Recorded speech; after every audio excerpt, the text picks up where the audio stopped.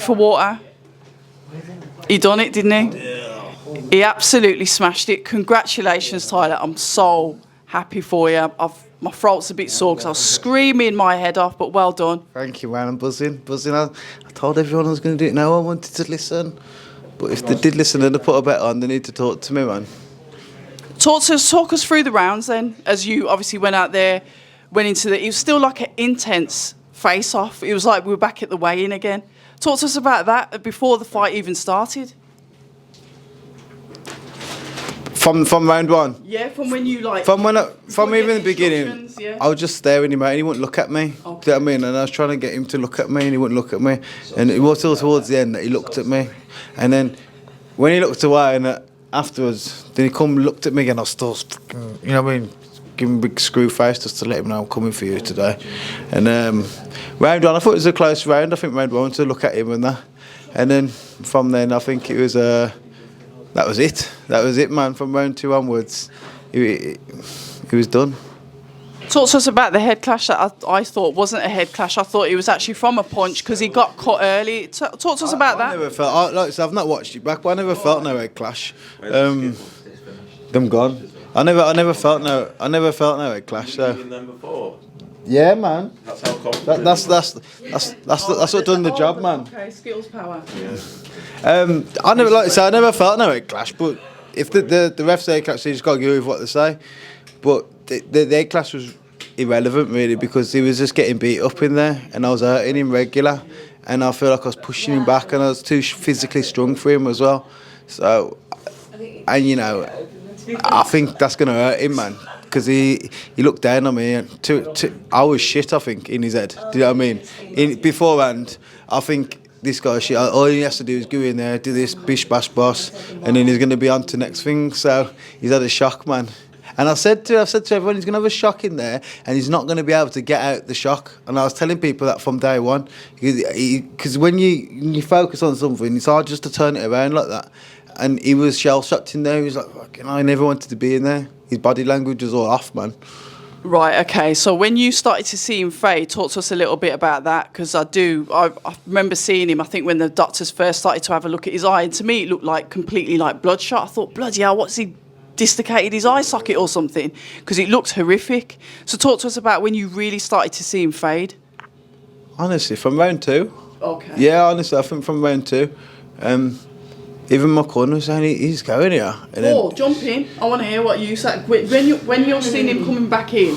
Everyone, this is Paul Mann, one of the hidden trainers, one of the men of magic. We're a team, and our team stands forward together every day, achieving miracles like we have today. And that's all it is, and that's all by the grace of God. That's all I've got to say, man. I'm proud of this. They want to know about the round, man. Listen, the round, everything speaks for itself. Look what's happened. When you saw Tyler come back in after round one, yeah. And like he said, you started to notice that Felix was fading. Tell us about that. It's just about working hard. What have you got? I knew the graft that he's put in. He's worked so hard, and we just knew that no matter what's... Went Lanzarote about 10 weeks ago, 11 weeks, broke his hand, man. He's playing his mouth, so I told him, man, I said, give him a warning, then I had to break his hand. Yeah. For anybody that's listening, you never speak to your coach in that way. And if he had been speaking that way, he wouldn't be where he is now. Like I said, we were just running, he fell over, and then broke his hand. And I said, "You all right, Paul, man? Carry on." I said, "You all right, Paul?" I said, "Get up, man. Stop being a wimp." So it was by the hotel anyway. So I had a shower. I've come out. I've looked at his arms all mangled up like that. I said, "Paul, I think that's fucked, man. You need to go to the hospital." So we had like 6 hours in the hospital after that. I break it every time. He goes break it again, man. So we win next time as well. But, yeah, I'm proud of him. I'm so proud. So proud. And we knew he had his number. You could tell, man, by his demeanour. You're a fighter that's not afraid. So when I heard that you was going to fight on a Matchroom card, it goes over my head, because you're a fighter that has been the B-side, has gone away, has fought on other shows as the B-side, on boxer shows, and you always turn up. Something that you said to me, I like this life. I like what I can afford to do. I like that I can look after my kids. that hunger still stays with you, Tyler. Sometimes fighters win and they get complacent, they get lazy. You don't. You keep working. Why? I keep working because I love it, man. And you know what I do? More than I love winning, I hate losing. Do you know what I mean? I'm a bad loser. I'm a sore loser. So I can't let anyone outwork me in the gym or anything on, you know, on the track. And there's a few of them, so especially like me and Liam Davis, we have that much healthy competition. If he's punched the bag 10 times in whatever seconds, I want to punch it 11. Do you know what I mean? And on the track, I want to beat him every time. Just stuff like that. But we push each other on, and it's all constructive and that. But I just want to be the best. But he's found me today, innit? Because he always he said he's number one now. He said he's number one in the gym. But I think he's just being nice because I want to be number one in the gym. That was my aim. Yeah. His world title, he can be number one. And then, but I said to him last time, about a month ago, I says to him, when I beat Cash up, I'm going to be number one in the gym again now. And he says, to be fair, I defended my European title like last year, so what do you mean? And I was like, you little prick. So he was half right, really, so I've got to keep pushing, man. But if you said I'm number one now, I'm taking it, man, so that's that. And we'll beat someone else up next and keep pushing. We've also got someone else in the room. Ben, do you want to have a quick word and say how proud you are of Tyler?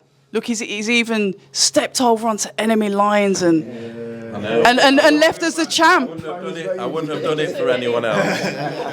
Yeah, you would have. I was this close to pulling him out. No, but I couldn't do it. Incredible. To be fair, I think everyone on this side was very confident. Look, speaking before, we knew he was going to come on strong in the later rounds. So when he started winning the early rounds, I was thinking, Jesus, Felix is in for a long night. And then he started to enjoy it. It's a shame he didn't get the stoppage, but incredible performance. And it's someone that's just getting better and better every time. I'd actually say that's the best performance I've seen. It was special. He's established himself now at European level undeniably. So the only way we can look is up. And he's just going to get better and better and better. And he's going to be a handful for everyone. Massive nights to come. Luckily, we're already knowing we're coming back on September 28th to the Midlands. I wanted to see how he got through because it's not a lot of time. But he's hardly got a mark on him, so he'll be ready to go. The only thing on that is I don't think he'll have enough seats in Wolverhampton if Tyler's there now. Coming here now, come back to you. I'm coming back to you, that's okay then, I was going to say. What is next then? I know you said the only way is up when you look at a roadmap for Tyler. I know it's probably early days, you've got to look at rankings. But who would you like to see Tyler in with as his promoter? Eubank.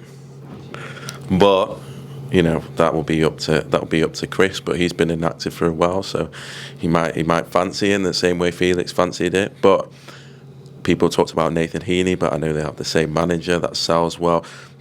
For me, we have to look at world level now. I think one step up again. I think what's favoured Tyler is it's been step up, step up, step up, step up, and every time he rises to it, and he's still getting better and better and better.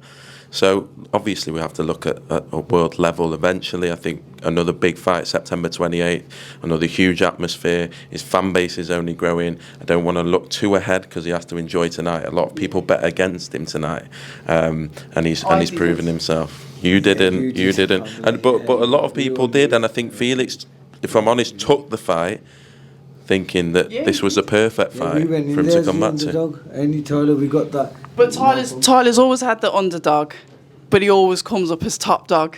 That's all that matters, doesn't it? That's all that matters. I'd rather be underdog, man, because people earn a bit of money then as well. Everyone's happy, do you know what I mean? He sent me a message before saying, can't wait for our picture in the end with the belt. I'm thinking, fucking hell.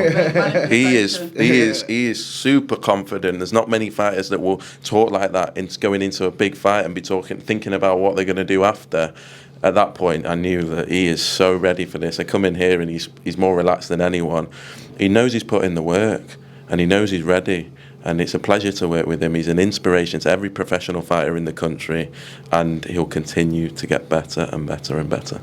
We are so proud of you. Congratulations on your win, and still on to bigger and better things. Shout out to the Black Country.